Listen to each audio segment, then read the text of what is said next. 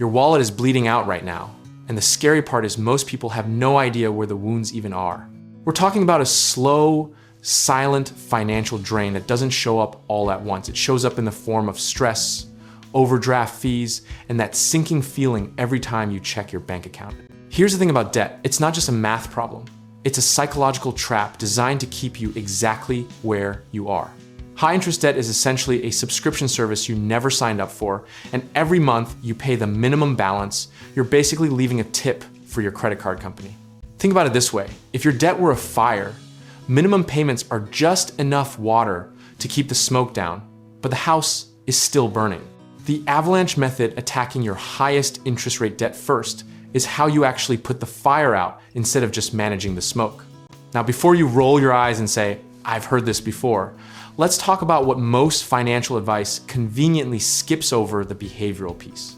You can have the most mathematically perfect repayment plan on earth and still blow it because your brain is wired to choose Netflix tonight over freedom in 48 months.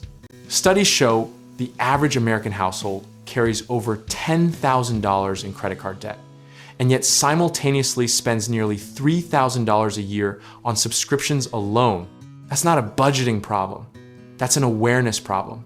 Most people genuinely cannot tell you what they're paying for every month without pulling up their bank statement. So here's your homework. And yes, we're assigning homework. Pull up every recurring charge in your account and highlight anything you forgot you even had. There's a very real chance you're funding at least one app, one streaming service, or one free trial that definitely wasn't free 3 years ago when you forgot to cancel it. The snowball method, where you pay off smallest debts first, gets a lot of love because it delivers quick psychological wins that keep you motivated. And honestly, that momentum is real. But the avalanche method, targeting highest interest first, saves you more actual money, so the best approach is whatever method you will actually stick to, period. People always want to find dramatic, life-changing hacks, but the boring truth is that the biggest gains come from compounding small cuts, cheaper gas, less dining out, one fewer impulse purchase a week. Over 12 months, trimming just $50 a week redirects $2,600 directly toward the principal balance that's been quietly wrecking your interest payments.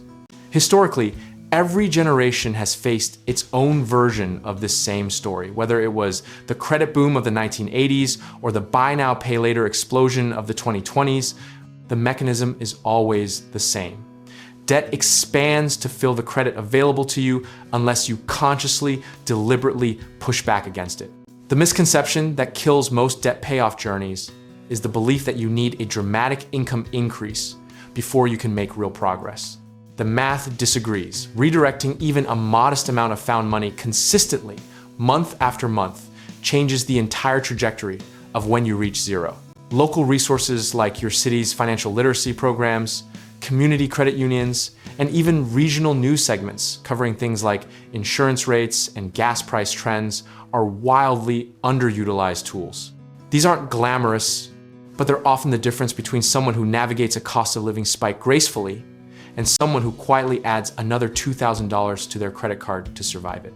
Position size matters here, just like it does in investing. Don't throw every spare dollar at debt if it leaves you with no emergency cushion, because one unexpected car repair will just put it right back on the card. The play is consistent, moderate, disciplined payments over time while keeping a small buffer so life doesn't derail your entire strategy. The philosophy is actually simple. When you strip away all the noise, discipline beats conviction, process beats emotion, and showing up consistently beats the perfect plan you never execute. Debt freedom isn't a dramatic moment. It's a boring series of correct decisions made over and over again until the numbers finally flip in your favor. And here's the peaceful part. If you build the right system, you don't have to stress about the outcome because the process itself becomes the protection. Whether the economy cooperates or throws another curveball, a person with a disciplined spending strategy and a structured repayment plan is always going to be more resilient than someone just hoping things get easier. If you're ready to stop hoping and start building, whether that's through real estate investing, home contracting projects, or finding the right lenders to restructure your debt, check out our links in the description below and let's get you started.